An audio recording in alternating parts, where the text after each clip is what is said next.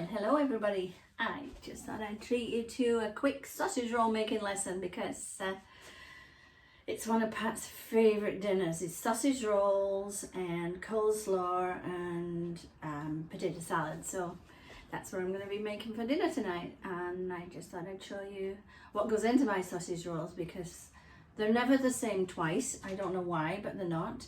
But I always play with the recipe a little bit because I just don't like doing the same thing every time. But anyway, so what I've got here, I have a bowl of, there's ground pork, ground turkey, shredded parsley, salt, poultry seasoning, chives and pepper, and celery salt, because that's the key. Celery salt is absolutely an amazing enhancer of flavors. Anyway, and this here is actually a little bit of the remainders of a box of Paxo stuffing with extra breadcrumbs in it, because that also has like a sage and onion flavor. Now normally I put in there a shredded, like a grated apple, because it gives a bit of a sweet flavor. But looked in the cupboard, no apple, so this is how you just roll with it. So I've got chopped mushrooms today instead of apples, and I've got celery really finely chopped and half an onion really finely chopped, and I've just rolled my bases out here and I'm just about to chop this. So this is pre-made flaky pastry because I am not about to be making flaky pastry when it's so cheap and it's so delicious. So even Jamie Oliver uses pre-bought flaky pastry, so it makes me feel better. Anyway, so I just make some strips about 4 inches wide, just like this, and we spread them all out, and they're all prepared. And then I'm just going to get my hands in here. Now, as you can see, I've got a finger cut on, a little condom for my finger, because I got a bit happy with my brand new knives the other day and took the end of my finger off. So I've got a big owie, so I'm protecting it and the food from everything. So I'm just going to put all this stuff in here. Might actually mix a little bit. I always use my hands because what the heck. And of course, I'm very hygienic, so no fears there.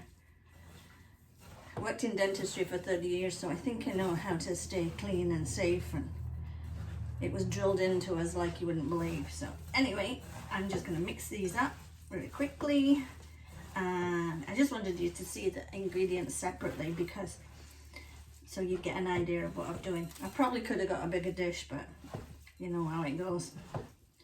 You think you're prepared and you're not, or you think you've got the right equipment and you haven't, but it's all right. Who cares? It'll all go together. Now I think I can add some more. There we go. We'll try not to lose some of this because this is best seasoning ever.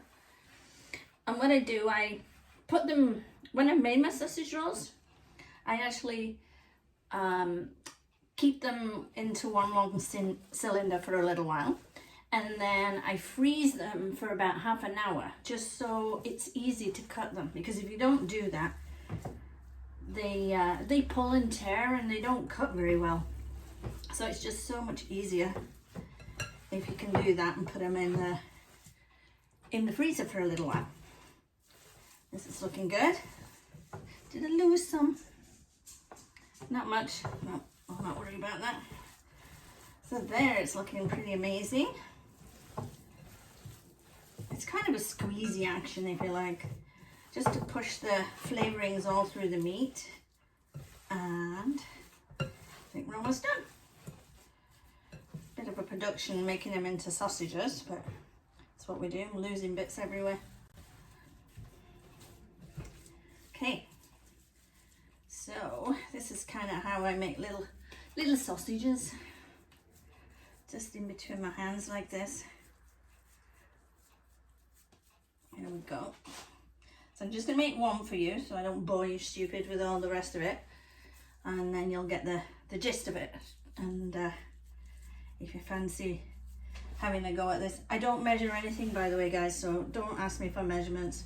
Just a little bit of this and a little bit of that, and I've always been a scratch cooker. I don't buy anything pre-packaged, hardly ever anyway. I can't even think of what I would buy pre-packaged. So there's one. So I'm just going to do that one. Spin my hands up. And all I do now is a little bit of egg wash on the edge. There we go. And we fold it over. Pull it tight, press it down. They're never pretty. I mean, they're not factory made, so they're homemade. So they're meant to look a bit rough around the edges. That's what's nice about them. Then all I do now is crimp it with a fork. Just like that, all the way along. Tuck a little bit in at the end there. Then this goes on my grease proof tray. Like that, and when I've got all of them done, I'll put them in the freezer for half an hour, then I'll bake them, and I'll attach a small video at the end of this when they're done. It won't be for a little while because it's only 3:30. My hubby doesn't come home till 6, so he's very spoiled. He gets delicious food, homemade, nearly every night, so. And this is one of his best meals. This and the Yorkshire puddings I did the other day, which I did post on Facebook, and you can look at the pictures, but I didn't do a video because that's a really long production. So anyway, that was beef stew and Yorkshire puddings. Loved it. Anyway guys, hope you enjoyed that mini tutorial. And if you want to know any more, please drop me a line. I'll be happy to answer any questions, and we'll chat soon. Take care.